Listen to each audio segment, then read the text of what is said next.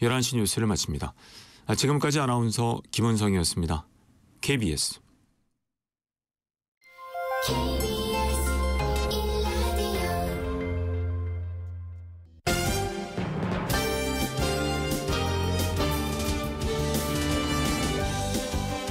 KBS 1라디오 신성원의 오늘 세계는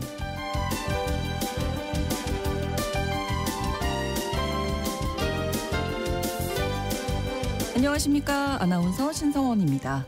이탈리아의 아름다운 섬 시칠리아는 세계적인 범죄 조직이죠. 마피아의 본거지로도 유명합니다. 지금도 여전히 마피아가 활동하고 있다고 하는데요.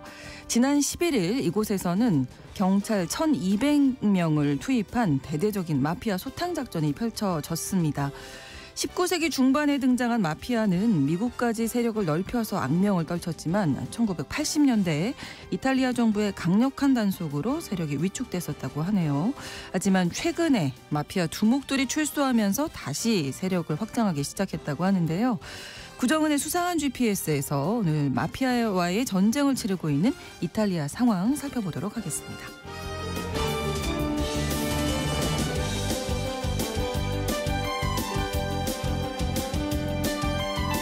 오늘 주목할 국제사회 뉴스 헤드라인 뉴스와 키워드로 정리해드립니다. 통신원 취재수첩은 브라질 소식 준비했습니다. 세계적인 생태도시로 손꼽히는 쿠리티바는 과거 급속한 공업화로 오염됐지만 1970년 초부터 꾸준히 노력한 끝에 친환경 도시로 탈바꿈한 곳인데요. 브라질 쿠리티바에 대해서 통신원 연결해서 알아보겠습니다. 2월 14일 금요일 KBS 1라디오 신성원의 오늘 세계는 시작합니다.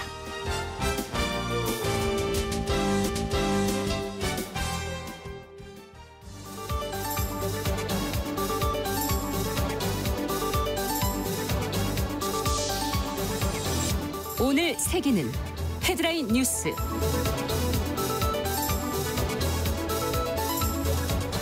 트럼프 미국 대통령이 상호 관세 부과 계획을 공식 발표했습니다.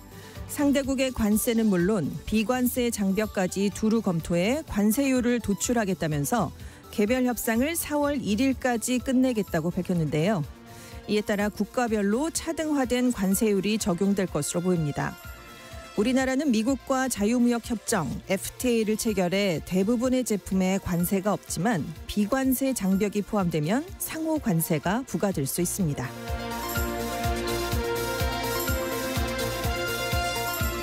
미국이 반도체법 보조금 지급과 관련해 재협상을 추진하고 있다고 로이터 통신이 보도했습니다. 기존의 보조금 책정과 관련된 요구사항을 재검토하고 변경한 뒤에 일부 거래를 재협상할 계획이란 건데요. 변경될 수 있는 범위와 기존 합의에 얼마나 영향을 미칠진 아직 명확하지 않다고 전했습니다. 계획이 현실화될 경우 우리 기업들에도 영향이 미칠 것으로 전망됩니다. 외교 안보 분야의 세계 최대 국제 행사로 꼽히는 민헨 안보회의가 오늘 개막합니다. 이번 회의에선 우크라이나 전쟁 종전안에 대해 어떤 청사진이 발표될 것인지 주목되고 있는데요. 미국과 러시아가 유럽과 우크라이나를 사실상 패싱하고 러시아와 종전을 단판 짓겠다는 입장을 보이면서 유럽 각국이 우려를 나타내고 있습니다.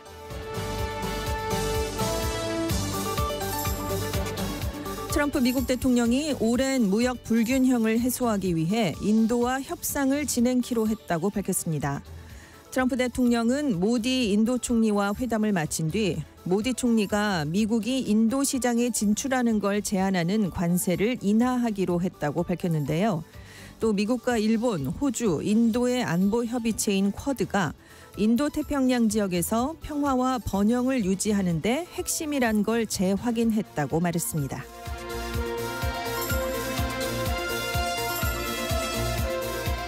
프랑스가 벨기에에 이어 일회용 전자담배 판매를 전면 금지하기로 했습니다. 이번 법안은 정부의 공포 절차만 거치면 조만간 시행에 들어가는데요. 리필할 수 없는 액상이 미리 채워진 전자담배를 판매, 배포 또는 무상 제공하거나 그렇게 할 목적으로 소지하는 걸 금지하고 있습니다. 프랑스 청소년의 47%는 일회용 전자담배를 통해 니코틴을 처음 접한 것으로 나타났는데요.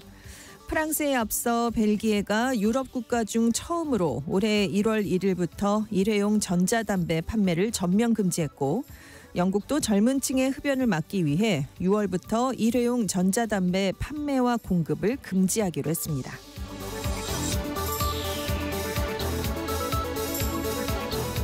오늘의 헤드라인 뉴스 외신캐스터 전주현 씨가 전해주셨습니다. 이번에는 키워드로 정리한 국제사회 소식 살펴보겠습니다.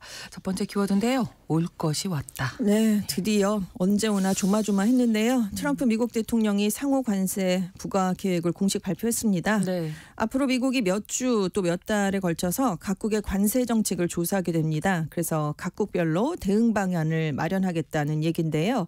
러트닝 상무장관 지명자는 이 조사가 4월 1일까지 마무리될 것이다 이렇게 얘기를 했습니다. 그래서 실제로 상호 관세가 발효되는 시점은 4월 1일 이후가 될 것으로 보입니다. 이 상호 관세라는 게 각국이 미국 상품에 적용하는 관세율만큼 미국도 상대국 상품에 관세를 부과하는 방안입니다. 근데 이제 비관세 장벽도 좀 무너뜨리겠다 이렇게 얘기를 했기 때문에 네네. 그럼 여기엔 뭐가 들어가느냐? 수출 보조금, 위생 조치, 지적 재산권 보호 부조, 디지털 무역 장벽, 뭐 부가가치세 뭐 이렇게 정부가 부과한 모든 조치, 정책, 비금전적인 장벽 등이 포함이 됩니다. 네. 근데 트럼프 행정부가 포괄적인 비관세 장벽을 상호 관세를 부과하는 기준으로 삼겠다라고 분명하게 못을 박았기 때문에 지금 미국과 FTA를 체결해서 관세를 대부분 철폐한 우리나라도 상호 관세가 부과될 것 같습니다. 네. 특히나 미국 입장에서 우리나라는 자신들의 무역 파트너 중에 중국, 멕시코, 베트남, 아일랜드, 독일, 대만, 일본에 이어서 무역 흑자 국가 8위입니다. 우리나라의 대미 무역 흑자액이 작년에 557억 달러 한 81조 원에 달했거든요. 실제로 그래서 우리나라가 주요 관심 국가로 콕 집어서 언급이 됐습니다. 네. 백악관 고위 관계자가 먼저 무역 흑자가 가장 크고 높은 관세율을 적용하는 국가들을 조사하겠다라면서 중국, 일본, 한국, 유럽연합이 주요 대상이다 이렇게 말했기 때문인데요. 일단 뭐 4월 초까지 미국이 검토를 한다고 했으니까 그 기간 안에 한미 간의 협상을 추진할 시간은 있습니다. 하지만 그때까지 대통령 권한대행 체제가 해소되기가 어려울 것으로 전망되기 때문에 네. 사실 트럼프 대통령이 선호하는 건 양국 정상 간의 담판을 통한 톱다운 방식이거든요. 네, 네. 이런 방식을 통한 정치적 타결은 기대하기가 쉽지 않지 않겠느냐라는 그런 우려가 나오고 있습니다. 네. 그동안 미국이 전통적으로 세계무역기구 같은 국제기구를 통해서 관세율을 조정하는 이른바 다자협상 방식을 택해왔었는데요. 이번 조치는 이제 미국이 자체 기준에 따라서 양자 간 협상을 통해 관세를 부과하는 방식으로 전환하겠다는 의미를 담고 있습니다. 그래서 전문가들은 이번 조치는 미국의 무역 정책에서 75년 만에 가장 큰 변화다. 1947년 다자 무역 체제가 시작된 이후에 가장 급진적인 개편이다. 라는 평가를 내놨습니다. 네, 이런 가운데 지금 또 반도체법 보조금에 대해서 재협상 추진하겠다 네. 뭐 이런 얘기도 나오고 있어서요. 그렇습니다. 로이터 통신이 13일에 소식통을 인용해서 미국이 반도체 법에 따라서 미국 내에서 반도체를 생산하는 기업에 주기로 했었던 보조금에 대한 재협상을 추진할 것 같다라고 보도를 했는데요. 네. 이 반도체 법이라는 게 바이든 행정부가 반도체 같은 핵심 산업에 대해서 중국에 대한 의존도를 줄이고 미국의 제조업 경쟁력을 강화하기 위해 제정했던 법입니다. 그래서 미국에 투자한 반도체 기업에 대해서 보조금과 연구개발 지원금 이렇게 5년간 총 527억 달러 약 76조 원을 지급한다는 내용이 핵심이었는데요. 네. 그런데 지금 러트닝 미국 상무부 장관 지명자가 상원 청문회에 나와서 내가 계약을 검토하기 전에는 지급을 약속하지 못한다라고 얘기를 했거든요. 그래서 트럼프 행정부에서 실제로 이 보조금 일부 집행이 유예될 가능성이 제기됐습니다. 그래서 지금 다시 한번 이것도 다시 살펴보고 그렇죠. 일부 계약에 대해서 재협상을 할 수 있다는 건데 다만 이미 지급하기로 약속한 게 완료된 계약에도 영향이 미칠지는 명확하지는 않은 것으로 전해졌습니다. 네. 한편 바이든 행정부가 작년 말에 삼성전자에 지급할 반도체법 보조금을 47억 500만 달러 약 6조 7,800억 원으로 최종 확정을 했었고요. SK SK 하이닉스에는 최대 4억 5,800만 달러, 약 6,600억 원의 보조금을 주기로 했었습니다. 네, 트럼프 대통령은 보조금을 주는 방식이 아니고 미국에 들어오는 반도체에 관세를 부과하면 반도체 기업들이 앞다퉈서 미국에 공장을 지을 것이다. 그러니까 관세로 기업들이 미국에 투자하도록 유인할 것이다. 이런 입장을 보이고 있습니다. 모든 해결책은 관세로. 관세. 아름다우니까요. 네. 그렇습니다. 두 번째 키워드입니다. 붕어와 우크라이나의 공통점이라고. 네. 예, 붕어빵엔 정하셨는데. 붕어가 없죠. 그렇죠. 우크라이나 종전 협상에 우크라이나가 빠져 있습니다. 그러니까 이름만 빌려주고 내용에는 자기들이 없는 건데요. 네. 트럼프 미국 대통령이 12일에 푸틴 러시아 대통령과 젤렌스키 우크라이나 대통령과 잇따라 통화를 하긴 했습니다. 네. 그러면서 이제 전쟁 종식을 위한 협상을 시작하겠다라는 뜻을 밝혔는데요. 근데 구체적인 종전 계획은 아직까지 공개되지 않았습니다. 그런데 이제 트럼프 대통령 또 미국 행정부 인사들이 속속 내놓는 발언을 보니까 이게 러시아 쪽 손을 들어주는 내용이었거든요. 그래서 지금 우크라이나랑 유럽은 좀 불안해하고 있습니다. 네. 일단 러시아에 유리하게 진행이 될 것이다. 미국 언론들도 전망을 하고 있는데 트럼프 대통령이 우크라이나가 2014년 러시아의 크림반도 병합 이전 수준으로 영토를 탈환할 수 있을까라고 물어봤더니 그럴 가능성은 없어 보인다. 일부는 되돌아올 것이다. 이렇게 얘기를 했거든요. 네. 그러니까 크림반도는 물론이고 이번 전쟁 이전 수준으로도 우크라이나가 영토를 다 회복하기 어려울 수 있다라는 지금 분석이 나오고 있고요. 네. 또 우크라이나의 나토 가입 문제에 대해서는 실용적이라고 생각하지 않는다라고 얘기했는데 이 두 가지 사안에 대해서 헤그세스 미국 국방장관도 똑같은 얘기를 했습니다. 그래서 지금 다 러시아 쪽 얘기만 지금 들어주는 얘기들이잖아요. 그렇죠. 네. 특히나 눈여겨볼 대목이 종전 협상에서 우크라이나가 동등한 당사자라고 생각하느냐라는 질문에 네. 흥미로운 질문이다 이렇게 답을 했거든요. 그러니까 협상에서 우크라이나 역할이 크지 않을 거란 걸 암시한 셈입니다. 네네. 다만 트럼프 행정부는 우크라이나의 안전 보장을 위한 지원은 멈추지 않겠다 이렇게 얘기를 하긴 했는데요. 이것도 히토류, 석유, 가스 같은 우크라이나의 핵심 광물 자원을 노린 트럼프 대통령의 계산된 계획이 아니냐 이런 시각이 우세한 상황입니다. 지금 12일에 베센트 미국 재무부 장관이 우크라이나에 갔거든요. 네. 젤렌스키 대통령과 만났는데 양국 광물 협정 초원이라는 걸 이미 제시를 했습니다. 그러면서 이 협정이 우크라이나의 안보 보호망 역할을 할 것이다라고 얘기를 했는데 돈을 내놔야 지켜주겠다라는 의미로 해석이 되고 있고요. 네. 당연히 우크라이나 안에서는 우리가 협상에서 불리하다. 그 트럼프 대통령으로부터 러시아 쪽 요구를 받아들이라는 압력을 받을 가능성이 크다라는 비판이 나오고 있고 네. 우크라이나도 지금 유럽과 우크라이나가 소외되는 상황에서 유럽이 전후 안보와 재건 비용을 다 떠안을 수 있다라는 불안이 커지고 있습니다. 특히나 트럼프 대통령이 그 맹방인데도 유럽의 발표 전에 연락도 하지 않았습니다. 그리고 내용을 보니까 러시아에 유리해서 지금 깜짝 놀란 상황인데요. 그래서 트럼프 대통령이 이번 종전협상 목적을 우크라이나와 유럽의 평화보다는 종전으로 얻는 미국의 경제적 이익 네네. 그리고 내가 6개월 내 종전하겠다라고 공약했던 그렇죠. 걸 이행하는데 더 중점을 두고 있는 게 아니냐 이런 지적이 나오고 있습니다. 네. 다음 키워드입니다. 닭이 먼저냐, 달걀이 먼저냐. 네, 뭐가 태어나느냐 이 얘기는 아니고요. 지금 미국에서 조류 인플루엔자가 확산이 되고 있습니다. 예.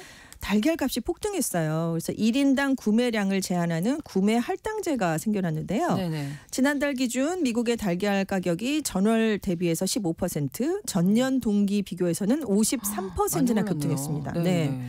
미국 농무부가 작년 12월에만 가금류 1,320만 마리를 살처분했다라고 발표를 했는데 네. 그래서 올 들어 현재까지 총 2,100만 마리 이상의 가금류가 살처분됐습니다.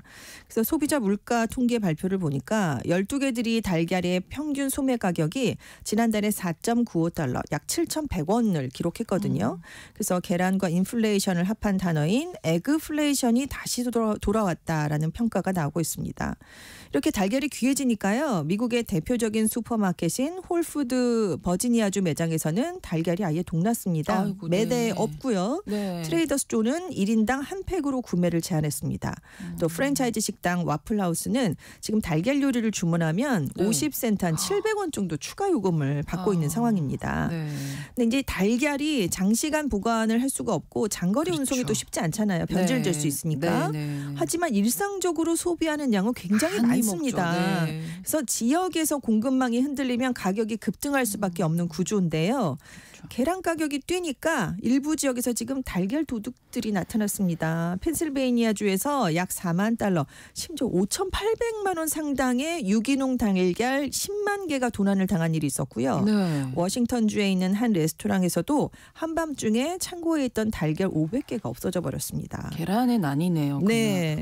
그래서 그냥. 달걀 가격이 치솟으니까 네. 아예 닭을 길러서 계란을 아. 받아 먹는 게 더 빠르지 않겠느냐 이런 사람들이 나온 거예요. 네, 그래서 네. 한 텍사스 주민이 최근에 네. 암탉 10마리를 우리 돈으로 57만 원 그리고 한 달치 사료를 2만 8천 원에 구매를 하면서 네. 달걀을 사는 것보다 닭을 사서 키우는 게 더 쌀 것 같다. 상황이 나아지기까지는 앞으로 2-3달 이상 걸릴 것 같다. 이런 얘기를 했거든요. 근데 지금 에그플레이션이 경제에도 영향을 미치고 있습니다. 1월 미국 소비자 물가지수의 연간 상승률이 3%였어요. 작년 6월 이후 7개월 만에 3%대로 다시 올라섰는데 네. 이게 주요 요인으로 달걀값 오른 게 꼽혔습니다. 근데 지금 연준의 연간 물가 상승률 목표치는 2%거든요. 근데 이걸 넘는 수치가 나왔기 때문에 그러네요. 연준의 고민도 깊어지고 있습니다. 네.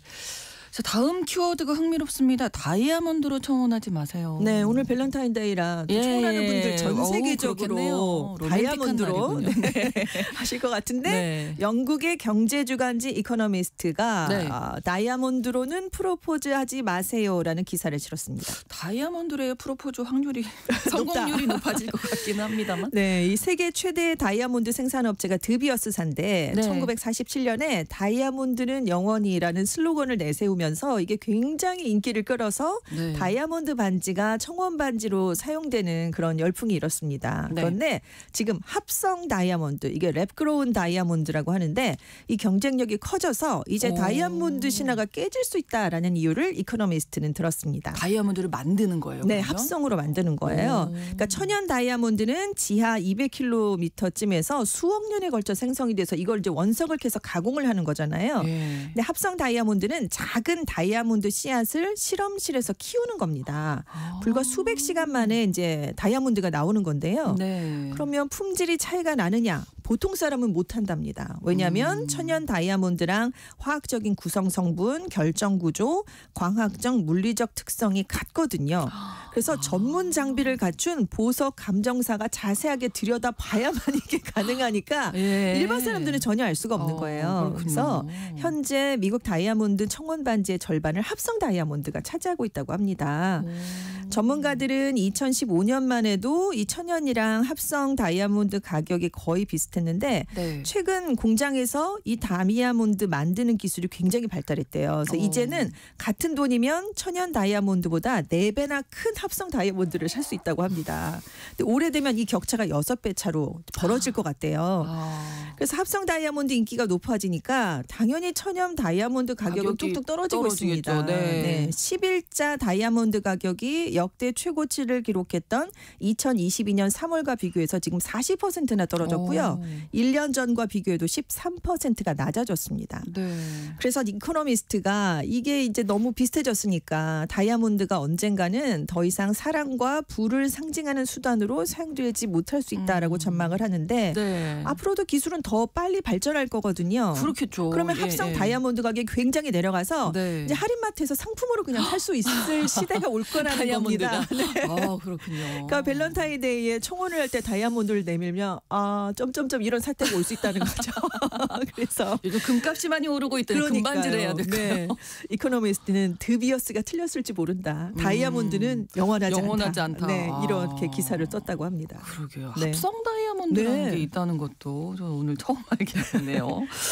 자, 다음 키워드입니다. 폭발하는 대폭발. 무서운 폭발인데요. 최근에 중국에서 폭죽하고 밀가루를 함께 터뜨려서 폭발 장면을 연출하는 대폭발 인증샷이라는 게 유행하고 있습니다. 생각하고 싶지 않아요. 네. 저는 이걸 어떻게 다 지우나. 그러니까요. 춘절 네. 전부터 폭죽을 밀가루에 넣어서 터뜨리는 방법이 밀가루 양에 따라서 폭발 크기가 달라집니다라는 설명과 함께 SNS에서 자세가 공유가 됐는데요. 네. 그러니까 일부 청소년들이 이제 따라하게 된 겁니다. 그러니까 중국 당국이 이건 분진 폭발을 유발하니까 매우 위험하다라는 경고를 그렇군요. 내놨는데요. 네네. 이렇게 폭발을 하고 이렇게 소방복 같은 걸 입으면 그 소방대원이 뭔가를 진화하는 그런 장면 같은 게 나오는 거예요. 그렇군요. 그래서 청소년들이 인증샷을 찍은 건데 네네. 전문가들은 분진 폭발이란 건 공기 중에 떠다니는 미세한 가루 입자들이 불꽃을 만나면서 순간적으로 폭발하는 건데 이게 밀가루만 그런 건 아니고 설탕, 커피가루, 톱밥을 넣었을 때도 같이 이런 현상이 나타난다.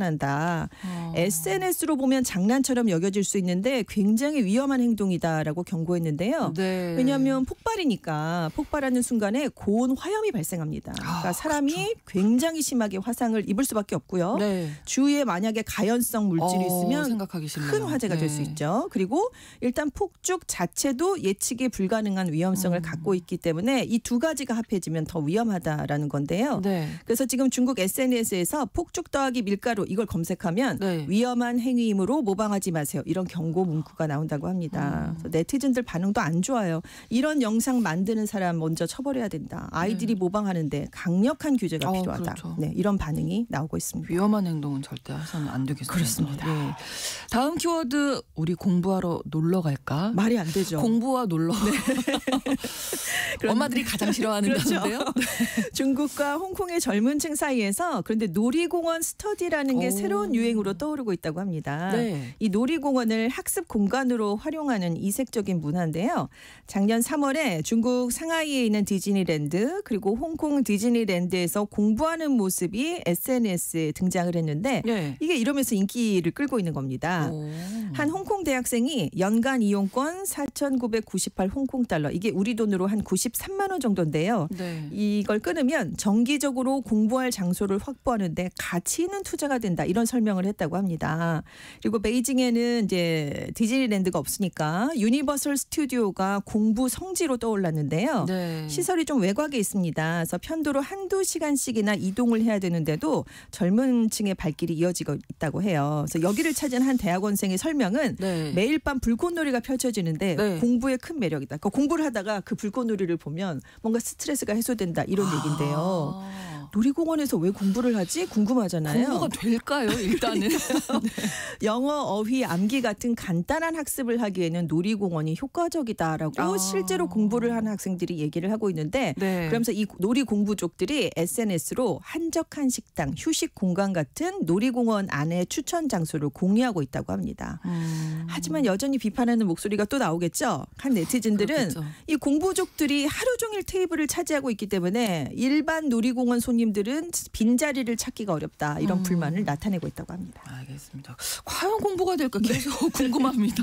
헤드라인 뉴스와 키워드 외신캐스터 전주현 씨와 함께했습니다. 고맙습니다. 네, 감사합니다. 신상원의 오늘 세계는 1부 마무리하겠습니다. 11시 30분부터 일부 지역에서는 해당 지역 방송 보내드리고요. 백스트리트 보이즈의 As Long As You Love Me 전해드립니다. As long as you love me.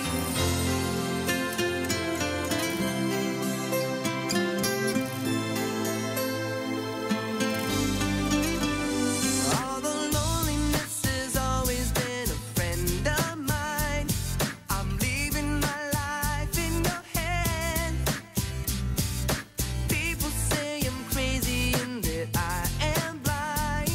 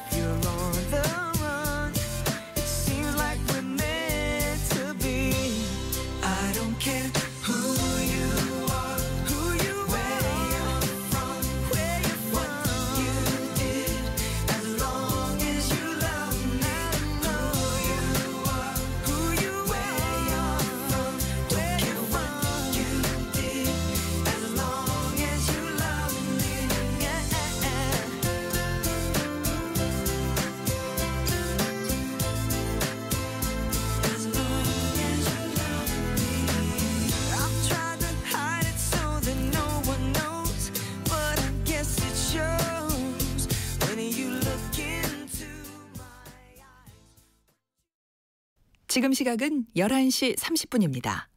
KBS Ladies and gentlemen. 국제사회의 다양한 뉴스를 한눈에 KBS 1라디오 신성원의 오늘 세계는 세계를 바로 보는 최소한의 투자입니다.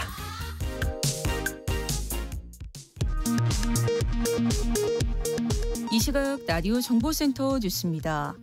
트럼프 미국 대통령이 전면적인 상호 관세 부과 계획을 공식 발표했습니다. 미국과 자유무역 협정을 체결한 한국도 부과 대상이 될 가능성이 커진 가운데 개별 협상 시한은 4월 1일까지로 예고됐습니다. 지난달 원달러 환율과 국제유가가 오르면서 수입 제품의 가격이 한 달 전보다 2.3%, 1년 전과 비교하면 6.6% 올랐습니다. 수입 물가 상승은 소비자 물가를 밀어올릴 수 있습니다. 더불어민주당 이재명 대표는 내수 불안과 고환율, 트럼프발 무역 전쟁으로 경제는 침체되고 체감 물가만 급등하고 있다며 신속한 추가 경정 예산의 필요성을 거듭 강조했습니다. 국민의힘 권성동 원내대표는 민주당이 추경하는 고무줄 추경이라며 국가 예산의 기본적 개념이 없다고 비판했습니다. 윤석열 대통령 탄핵소추안에 찬성 투표한 국민의힘 김상욱 의원이 6개 당협의 추대 철회를 언급하며 울산시 당위원장직을 자진 사퇴했습니다. 박현수 서울경찰청장 직무대리가 12.3 비상계엄 사태와 관련해 내란 중요임무 종사 혐의 등으로 경찰에 고발됐습니다. 학교에서 교사가 휘두른 흉기에 숨진 초등학생 김하늘 양의 연결식이 오늘 오전 대전 건양대병원 장례식장에서 진행됐습니다.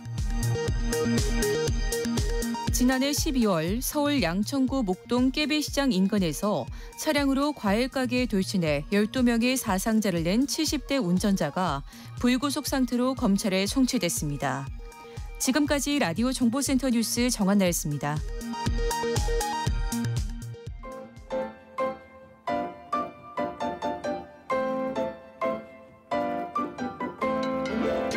통신원 취재 수첩.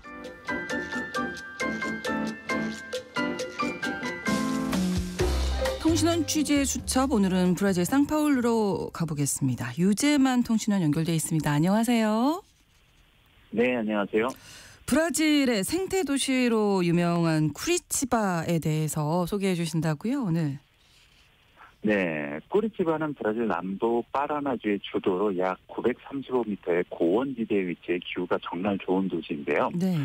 여름철 평균 기온이 20에서 28도, 겨울은 8에서 18도 정도로 여름에도 그렇게 덥지 않고 겨울에도 춥지 않아 에어컨이나 히터가 필요 없는 도시입니다.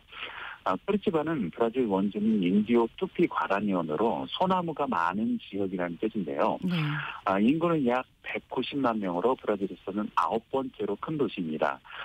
특히 도시계획과 교통, 환경보호 분야에서 세계적으로 인정받는 생태 도시로 유명합니다. 네. 어떻게 이런 생태 도시가 탄생하게 된 건가요? 네, 쿠리치바는 1600년대 중엽 금을 캐기 위해 넘어온 포르투갈인들을 시작으로 유럽 이민자들의 인구가 점차 증가했는데요. 네. 제2차 세계대전 이후 산업화가 진행되면서 폭발적으로 도시 인구가 급증했고 이와 함께 무분별한 도시 개발이 진행됐습니다.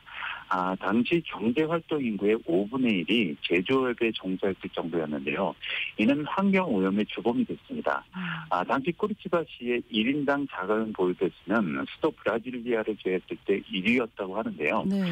매연으로 가득 차게 된 도시는 몸살을 앓게 됐다며 이 문제를 해결할 대책이 필요하게 됐습니다. 이러한 쿠리치바를 생태 도시로 계획한 사람이 바로 1971년부터 1992년까지 쿠리치바 시장으로 선출된 건축가 출신의 자이메 레르네리입니다. 네, 이 시장이 가장 먼저 손을 본 게 교통 시스템이었다고요? 네, 그렇습니다. 3중 도로 체계를 도입해 도로 중앙에 버스 전용차를 배치했고요. 원통 모형의 승강장과 굴절 버스가 특히 유명합니다. 네. 굴절 버스는 버스 3대를 이어붙인 것 같은 모양으로 최대 270명까지 수용이 가능하고 계단이 없고 바닥이 낮은 구조로 장애인과 노약자도 편하게 이용할 수 있도록 했습니다. 원통형 버스 승강장에는 요금을 미리 지불하는 시스템을 도입해 승객들의 빠른 하차를 도왔는데요. 네. 효율적인 버스와 승강장 속에 불필요한 엔진 공회전을 방지하기도 했고 이는 대기 오염을 30% 저감시키고 이산화탄소 배출량을 줄이는 효과를 가져왔습니다. 꼬리치바는 지하철이 없는데요. 자동차 도로의 신설 및 지하철 건설에 공을 들이는 것보다 버스의 대중교통 경쟁력을 높이는 것을 선택하며 효율화하는 데 집중했기 때문입니다. 그렇군요. 여기에다가 꼬리지바에 숲이 많다면서요? 네, 꼬리지바는 대도시임에도 불구하고 도시 대부분 지역에서 나무를 볼 수 있는데요. 네. 하늘에서 보더라도 건물들 사이로 나무들이 늘어서 있고 도시와 숲이 공존하는 것처럼 보입니다. 이런 숲은 꼬리지바시 홍수 문제를 해결하는 방안으로 마련된 측면이 있는데요. 네. 하천과 가까운 곳에 공원을 만들고 공원 내에는 침수 방지 시설 역할을 할 호수를 만들었습니다. 또한 거주 지역은 전체 면적의 50%만 건물을 지을 수 있도록 하고 나머지는 자연 상태로 둠으로써 토양이 빗물을 흡수할 수 있도록 했습니다. 꼬리치바는 이외에도 다양한 방식으로 개혁을 시도했는데요. 네. 쓰레기 문제를 해결하기 위해 쓰레기 구매 프로그램과 모두를 깨끗하게라는 뜻의 뚜드림보 프로젝트를 비롯해 재활용을 권하는 다양한 프로그램들을 시행했습니다. 네. 쓰레기 구매 프로그램은 시민들이 직접 쓰레기를 수거해오면 쓰레기 5kg당 식품이 담긴 팩으로 교환해주는 형태인데요. 주로 쓰레기 처리 차량이 진입할 수 없는 빈민촌에서 쓰레기 관리가 원활하게 이루어질 수 있었습니다. 그렇군요. 또 브라질 다른 지역에 비해서 이 꾸리치바에 한국인들이 많이 거주하신다고요? 네, 브라질에서는 한국인들의 90% 이상이 상파울루에 거주하지만 네. 꼬리치바가 그래도 어느 정도 한인 커뮤니티가 형성된 도시 중 하나인데요. 정확한 통계는 알 수 없지만 꼬리치바에는 약 2,000에서 3,000명의 한국인이 거주하는 것으로 추정됩니다. 네. 한국 식당을 비롯해 한인 마트, 한인 교회, 한인 성당, 한인회 등 나름 한인 커뮤니티를 형성하고 있는 도시입니다. 상파울루와 꼬리치바의 거리는 약 400km 정도인데요. 네. 비슷한 거리에 위치하고 브라질 제2의 도시이며 관광지로도 유명한 리오데자네이루의 경우 한국인이 약 50명 정도밖에 되지 않습니다. 네. 브라질에서 지방의 한인들이 어느 정도 거주하는 지역은 한국 기업이 있는 곳이 대부분인데요. 꼬리치바는 한국 기업과 무관하게 한인 커뮤니티가 형성된 매우 특별한 도시입니다. 그러네요. 오늘은 브라질의 생태 도시 그리고 우리 한국인들이 많으시다고 하니까 더 가깝게 느껴지는 듯한 이 꾸리치바 소개해 주셨습니다. 오늘 고맙습니다. 네, 감사합니다. 브라질 상파울루에서 유재만 통신원이었습니다.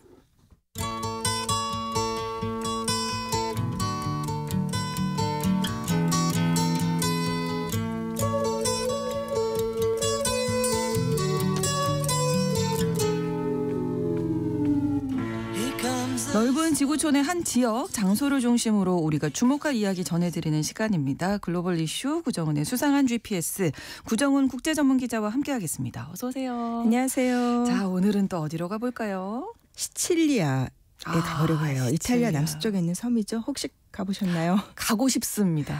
예, 여기가 이탈리아의 그 레지온이 이렇게 부르더라고요. 리전, 그러니까 지역인데 주 같은 거예요. 네. 20개 레전 중에 하나이고 뭐 5개, 그중에 5개는 이제 자치 지역인데 그중에 하나고 중심 도시가 일종의 수도죠. 이 시칠리아의 주도 이 팔레르모. 네. 뭐 전체 팔레르모를 포함해서 이 시칠리아 전체 인구는 한 480만 명.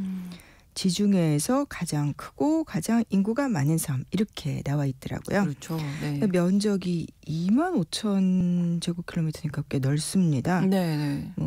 한국의 한 4분의 1 되겠네요. 뭐 팔레르모 같은 도시들 뭐 역사도 깊고 그렇죠. 유적도 많고 또 여기에 유럽에서 제일 높은 활화산, 이 에트나산 높이가 3,357m. 뭐 경치도 좋고 저도 막 사진을 막 찾아보면 네. 파란 바다랑 예, 너무너무 가보고 싶은 곳이에요. 네, 버킷리스트 중에 한 곳이거든요. 오늘 그래서 참 기대가 되는데 사실 시칠리아 하면 마피아 생각나거든요. 예, 그래서 저도 오늘은 시칠리아 관광 이야기를 하려는 건 아니고 아 예. 예, 시칠리아 마피아 이 얘기를 좀 하려고 하는데요. 이탈리아가 안사 통신이라는 통신사에서 보도한 거 보니까 네. 경찰이 지난 11일에 이제 대규모 작전을 벌여서 네. 코사노스트라의 멤버 181명을 체포했다 이렇게 나오더라고요. 이 코사노스트라라는 게 이 말로만 보면 약간 우리 거, 뭐 our thing 영어로 이렇게 예, 나오더라고요. 네. 이제 말이 좀 이상한데 네. 이게 그러니까 한마디로 시칠리아 마피아를 현지인들은 코사노스트라라고 부른다고 합니다. 뭐 감옥에 이 지도부들을 줄줄이 체포해서 가둬놨고 또 이 수도 그 시칠리아 수도인 팔레르모에서 마피아 수탕 작전 계속 해왔고 했는데 이번이 최대 규모의 작전이었다고 해요. 몇 년 만에. 근데 이렇게 감옥에 예전부터 계속 가둬놨고 그랬는데도 밖에서 또 조직을 재건하려는 움직임이 일어나니까 이번에 대규모 작전을 벌였다고 합니다. 어떻게 보면 우두머리들이 체포가 됐음에도 불구하고 뭐 타격이 없는 걸로 보이는 건데. 사실은 그게 제일 큰 문제인데요. 그러니까요. 이게 이제 마피아 두목하고 이제 특히 뭐 다른 교도소의 범죄자들 원래 당연히 갇혀 있는 건데 네, 그중에서 네. 특히 위험한 이 마피아 보스들은 특별한 교도소의 시스템이 있어요. 그래서 아주 그 강하게 격리를 시켜서 절대로 바깥의 활동이라든가 이런 거 연결되지 예. 못하게 한다고 했는데 그럼에도 사실은 거기에 빈틈이 너무너무 많아가지고 이번에 이제 수사당국이 조사를 해보니까 네. 감옥에 몇 년째 있는 마피아 두목들이 네. 불법으로 반입된 이 마이크로 심 카드 그다음에 암호화된 휴대전화 이걸 이용해가지고 감옥에서 뭐 다 할 수 있었겠네요. 예, 다 조정을 했었고 그러면서 뭐 마약 밀매라든가 뭐 마피아 회의도 주재를 하고 그리고 심지어는 감옥에 있는 보스가 예. 밖에 있는 조직원들한테 누구 배신했다 좀 패 뭐 이렇게 한 다음에 예. 구타하는 장면을 실시간으로 동영상으로 감옥 안에서 보고 있었던 그런 것까지 드러났다는 거예요. 좋네요. 예, 그 스마트폰 비디오 링크로. 네네. 예, 이거 좀 무서운데 예. 뭐 감옥 밖에 이제 지도부가 그 마피아의 그 쿠폴라라고 부르는 게 있는데 말하자면 마피아 중앙위원회입니다. 예, 이 중앙위원회가 오래전에 해산이 됐었는데 이거 재건하고 이런 움직임을 보이니까 이번에 다시 또 수탕 작전을 한 거죠. 예, 그 무슨 대부 같은 그런 영화에 있을 법한 일들이 영화보다 실제로 다 그런데 훨씬 더 지금은 스마트한 첨단 기술을 이용해서 하고 있는 거죠. 자, 시칠리아 마피아 유명한데 언제부터 그러면 시작된 건가요? 이 코사노스트라라는 조직이 그러니까 흔히 우리가 말하는 이제 폭력 조직, 범죄 조직인데 네. 19세기 중반부터 등장했다고 합니다. 저도 이번에 역사를 찾아보면서 이렇게 뿌리가 깊은 거는 처음 봤어요. 네. 근데 그 무렵에 이제 19세기에 들어와서 19세기 전반부터 후반까지 내내 네. 시칠리아가 봉건제에서 자본주의를 이행하는 시기였다고 해요. 네. 그 전에 토지를 지주들이 대지주들이 봉건 영주들이 다 갖고 있으면서 네. 사법도 자기네가 하고 막 그랬었는데 그렇죠. 이게 흔들리면서 이제 토지를 소유한 작은 이제 토지 소유주들이 생겨나고 또 상업도 좀 활발해지고 그러다가 1860년에 네. 이제 이탈리아가 이제 전국을 통일한 통일 이탈리아가 생기면서 시칠리아도 그 전에는 따로 놀다가 병합을 했던 거예요. 네. 그러면서 소유 구조 같은 게 굉장히 복잡해졌대요. 그러니까 자산을 가진 사람들의 숫자도 늘어나고 소유 구조는 복잡해지고 당연히 분쟁이 늘어나는데 내 재산을 지키려는 사람들은 많아지는데 법제도는 못 받쳐주고 그렇죠. 뭐 도적은 횡행하는데 그러니까 이런 거를 지켜주는 일종의 사적인 보호. 그러니까 어떤 경우에는 이 범죄 조직들 이런 갱들이나 도적 같은 이런 사람들이 네, 네. 뭐 강탈을 해가기도 하지만 어떤 때는 다른 데서 보호해주는 강탈하지 거예요. 않도록 내가 지켜줄 테니까 몸값 내라 뭐 그렇죠, 그렇죠. 이런 식의 그렇게 되면서 생겨난 게 이제 마피아로 점점 조직화됐다고 해요. 그래서 뭐 그 갱단들이 뭐 하나의 일관된 조직이었던 건 아니고 네. 이제 뭐 서로 뭐 연합을 해서 자기네들 뭐 세력 이렇게 그런 것도 만들고 그렇겠죠. 그래서 유력자들이나 부자들 뭔지 협박하고 신변 보호해 준다면서 돈 뜯어가고 네. 그래서 여기에 그 패밀리 마피아들 가족 작은 단위의 가족들이 있는가 하면 자기네들 조직이 그게 가족들이 조금 패밀리들이 조금 뭉친 클랜이라는 거 하는 그 씨족들. 네. 이거 우리가 너무 직역을 하니까 좀 가족처럼 되는데 뭐 혈연 관계가 아니라 마피아 예. 조직을 얘기하는 겁니다. 씨족. 그다음에 또 이제 코스카라고 불리는 더 높은 상위의 단위 이런 것들로 구성이 된다고 하는데 네. 이 마피아라는 말 자체가 이 시칠리아에서 나온 거래요. 거기서 시작된. 그래서 그 다음에 이제 마피아 조직들이 많이 생겼지만 처음부터 의미는 시칠리아 마피아를 가리키는 거고 네. 처음 마피아라는 이 단어가 등장한 게 1865년에 공문서에 처음 나온다고 합니다. 이게 이탈리아 역사에 대한 이 책들에 많이 나와요. 이런 얘기들이. 그래서 이 어원이 마피아란 말이 대체 무슨 뜻이냐 사실 정확하게 알 수는 없습니다. 네. 시칠리아가 잠시 이슬람 제국의 지배를 받았을 때 뭐 아랍어에서 나온 것 아니냐 뭐 이런 얘기도 있고 뭐 서로의 분분한데 정확한 어원은 사실 불분명합니다. 네. 그러면 처음에는 시칠리아에서만 있었던 걸까요? 시칠리아에서도 그 팔레르모가 있는 서부에서만 주로 기승을 부리는 지금도 그렇다고 해요. 네. 그러니까 물론 시칠리아에 그럼 다른 지역에는 뭐 폭력이 없느냐 뭐 이런 건 아니고 마피아라는 이런 조직적인 활동이 근데 이제 뒤에 이탈리아 곳곳으로 퍼져 나갔고 예, 그리고 20세기 초반에 이 그 엄마 찾아 산말리의 마르코의 엄마 같은 네. 이 가난한 이탈리아인들이 예. 특히 그 중에서 가장 가난했던 시칠리아 사람들이 뭐 북미, 남미, 호주, 뭐 유럽 뭐 곳곳으로 퍼져 나가면서 마피아 같은 이런 범죄 조직의 행태도 다 퍼져 나갔습니다. 네. 이제 역사가 흘러서 이제 20세기에는 이탈리아는 그 무솔리니의 파시스트 정권, 그렇죠. 20세기 전반부에 아주 심했잖아요. 네. 그때 사실 이 무솔리니 정권은 이 시칠리아에서 파시스트 정권이 통제력을 행사해야 되는데 마피아들이 설치니까 그때 좀 진압 작전 같은 것도 많이 했었대요. 그래서 뭐 팔레르모 지사로 무솔리니가 특별히 자기 뭐 측근을 임명해서 뭐 마피아와 싸울 수 있는 특권을 주기도 했고, 네. 뭐 그래서 뭐 일부 성과를 거둔 적도 있었고요. 예. 2차 대전 끝난 뒤에 미국이 마피아를 오히려 협력 상대로 보고 키웠다. 그런 얘기가 있어요. 이런 얘기도 있잖아요. 예, 네. 거의 뭐 정설인데, 그러니까 1943년 2차 대전 후반에 네. 뭐 연합군이 거의 한 50만 명 이 섬에만 이탈리아 전체가 아니라 시칠리아를 침공했는데 네. 격변기, 혼란기 이때 다시 또 범죄가 급증하죠. 근데 그때 이제 시칠리아가 약간 무주공산처럼 돼버리니까 네. 미군이 이제 연합군의 일환으로 들어와서 미군이 시칠리아에 이제 새로운 체제를 구축하고 행정망을 구축하는 과정에서 그때 시칠리아에서도 내부적으로 이제 정치인들이나 개혁가들이나 좌우 대립이 심했는데 미국은 일단 반공 내세우면은 대체로 면죄부를 주고 네. 새로운 사람들을 발탁하는데 그때 마피아들도 상당수가 들어갔다고 해요.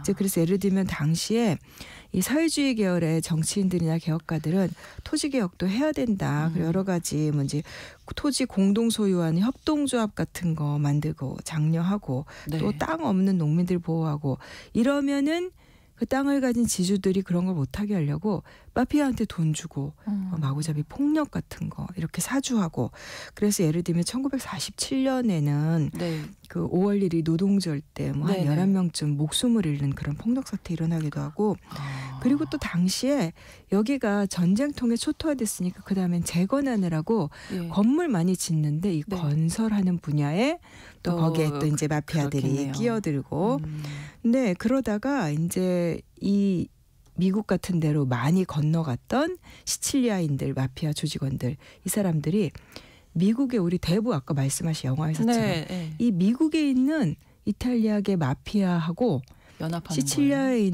시칠리아에 있는 마피아 조직들이 그냥 뭐 고향이 갔다가 아니라 예. 실제로 이어져 있었어요. 왜냐하면 주된 마약 시장이 미국이다 보니까 그래서 뭐 1957년에는 미국에 있던 마피아 중간 보스급 되는 사람이 네. 시칠리아로 돌아온 거예요. 돌아온 이유가 미국의 헤로인 시장, 헤로인 팔아야 되는데 예. 이거를 시칠리아에 있는 자기 계열 시족한테 넘겨주려고 이렇게 해가지고 이 사람이 그 조셉 보나노라는 사람이었는데 이 미국 시장 놓고 시칠리아 내부의 마피아들 우리끼리 싸우면 안 된다. 그래서 그걸 조율하기 위해서 네. 일종의 그 마피아 위원회 아까 말씀드렸던 그런 것도 꾸리고 이게 다 미국 시장하고 점점 커지네요. 예, 이제. 미국 시장하고 뗄래야 뗄 수 없는 관계였던 거죠. 예, 이 마약 시장을 두고 또 마피아들끼리 전쟁도 네, 거의 뭐 왜 뭐 도심 총격전 네, 이런 듯이 네. 예, 그런 거를 와. 많이 했었죠. 1962년에 시칠리아에서 1차 마피아 전쟁이라는 게 터졌는데 네. 이게 결국 미국에 밀수출할 마약 이거 선정 놓고들 자기들끼리 시족들끼리 싸웠던 거예요. 근데 이제 이때는 시칠리아에서만 그런 게 아니라 이탈리아 전역에서 그런 사태들이 벌어지고 네. 그리고 그때 63년에 마피아들끼리 싸우면서 자기들끼리 서로 죽고 죽이려고 이렇게 차량에 폭탄을 설치해놨는데 이거를 해체하려고 했던 군과 경찰 7명이 그냥 폭사한 이런 일이 생겼어요. 그러니까 뭐 이때가 국민들의 여론은 이 마피아 그대로 둬서는 안 되겠다. 예, 네. 굉장히 격앙되고 그래서 당시에 정부가 뭐 한 2,000명 가까이 또 대대적으로 체포하고 시칠리아의 이 시족들 해체하고 중앙위원회도 없애고 했는데 네.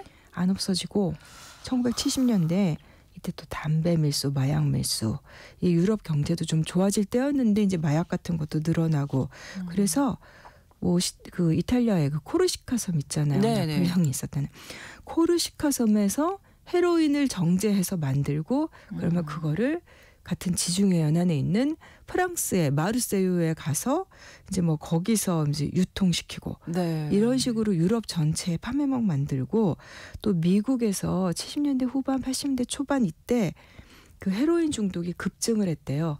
이게 이탈리아의 시칠리아 마피아들 때문이다라고들 많이 미국에서는 분석을 했대요. 네. 실제로 뭐 미국 뭐 뉴욕이라 뭐 이런 데서 유통되는 헤로인의 뭐 80%가 이 시칠리아 마피아들과 관련돼 있었다. 뭐 이런 것들도 있었고 이게 또 웃긴 게 이 미국에서 이제 시칠리아에서 마피아들이 헤로인을 수출하면은 네. 그거를 미국에 있는 조직들이 받아가지고 를 피자 가게를 위장한 피자 가게에서 거리에서 판매원들한테 줬다는 거예요.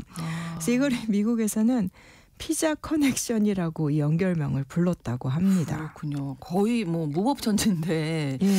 이탈리아 정부에선 대책 없었나요? 이렇게 손을 놓고 있었는지.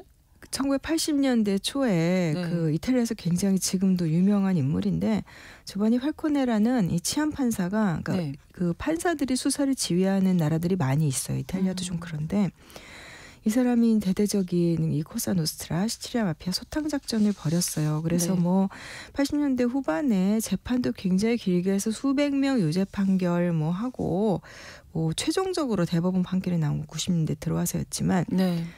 마피아들이 거기에 폭력적으로 막 보복에 나서가지고 파장이 너무 컸던 게 판사들, 유죄 판결한 판사들, 그 다음에 도와준 데 놓고 왜 안 도와줬느냐. 그래서 정치인들 그리고 이 수사당국에 정보를 준 사람들, 네. 그 가족들 뭐 줄줄이 살해하고 이런 일들이 있었어요. 근데 제일 충격적이었던 거는 이 조바니 팔코네 판사랑 같이 주도했던 동료 판사랑 두 사람 다. 이 팔코네 판사가 네. 대법원 판결이 나오고 이제 넉 달 뒤인 92년 5월 달에 끔찍하게 살해됐습니다. 이 본인이. 근데 살해한 방식이 네. 이 사람이 지나가는 차 그 경로를 알아내가지고 그 시칠리아의 고속도로 밑에다가 TNT 폭발물이죠. 공사하는 TNT 400kg 설치해서 폭파시켜가지고 사망했고 네. 함께 수사했던 법관도 2달 뒤에 똑같은 방식의 자동차 폭탄 테러로 목숨을 잃었어요. 네. 뭐 이때도 또 여론이 격앙되고 정부가 나서서 수사하고 뭐 이런 일들이 있었죠. 그렇군요. 마피아들 보복 진짜 무섭네요.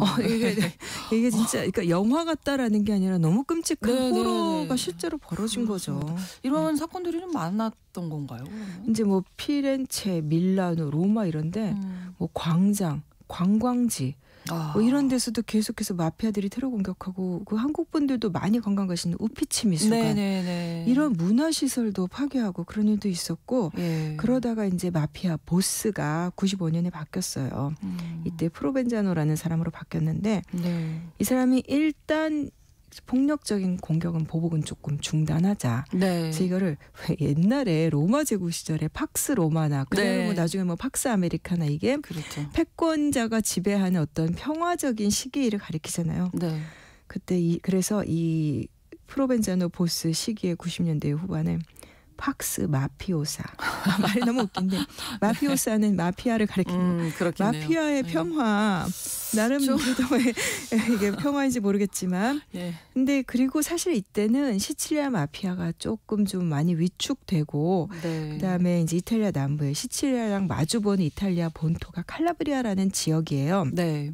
거기에 또 이 은드랑게타라고 불리는 다른 범죄 조직이 있는데 이탈리아의 다른 본토 마피아 네. 그쪽으로 많이 또 이제 세력이 넘어가면서 시칠리아 마피아가 조금 위축됐던 시기이기도 하고 네. 그래서 그 통계를 찾아보니까 1991년에는 시칠리아에서만 일어난 살인 사건이 500건 가까이 되고 절반이 넘는 250여 건이 마피아와 관련된 거였어요. 와. 자기들끼리 싸우거나 마피아가 예. 누구를 죽이거나. 네. 그런데 30년 지나서 2020년에는 시칠리아 전체의 살인 사건 뭐 33건 마피아 관련된 건 4건. 그러니까 지금 뭐 무슨 뭐 시칠리아가 네. 우리도 관광 가고 싶은데 무슨 막 폭력의 도가니 이런 건 아닙니다. 그렇죠. 아무튼 이렇게 많이 네. 줄어들었고 그리고 또 이 카라비니에리 네. 이 이탈리아 역사에서 빼놓지 않고 나오는 네. 무장 환병 조직인데 이 조직을 동원해서 그 진압을 하고 계속해서 이제 그렇게 소탕 작전 벌였던 효과가 확실하게 있기는 있었던 것 같습니다. 네. 최근에 이렇게 다시 마피아 소탕 작전이 벌어졌다고 하니까 예. 여전히 좀 활동을 하고 있긴 한가 봐요. 예. 실제로. 예, 네. 요새는 뭐 다크웹에서 뭐 무기 네. 구매하고 아. 뭐 마약 밀매하고 예. 근데 최근에 다시 살아나려는 조짐이 보이니까 이번에 이제 당국의 소탕 작전을 했던 거고 네. 뭐 관광 산업 건설 그다음에 유럽으로 들어가는 이주민들 통행시켜줄게 이동시켜줄게 사실상의 인신매매처럼 돈 뜯어내고 이제 뭐 그렇군요. 여러 가지 지금도 많이 활동을 하고 있고 수익을 거두고 있다고 하는데 네. 참 경치를 보면 너무 아름다운데 그러니까요. 꼭 가고 싶은 것 중에 빨리 하나인데 오늘 사라졌으면. 마피아 이야기 이렇게 역사까지 훑고 나니까 조금 겁나기도 합니다. 예, 예, 좀 언제 언제 사라질 수 있을지 궁금하고요. 알겠습니다. 대부 아까 말씀드려서 러브 팀 사랑의 테마 전해드리면서 오늘 마치도록 하겠습니다. 구정훈 국제전문기자와 함께했습니다. 고맙습니다. 감사합니다. 인상원의 오늘 세계는 다음 주 월요일에 다시 인사드립니다. 고맙습니다.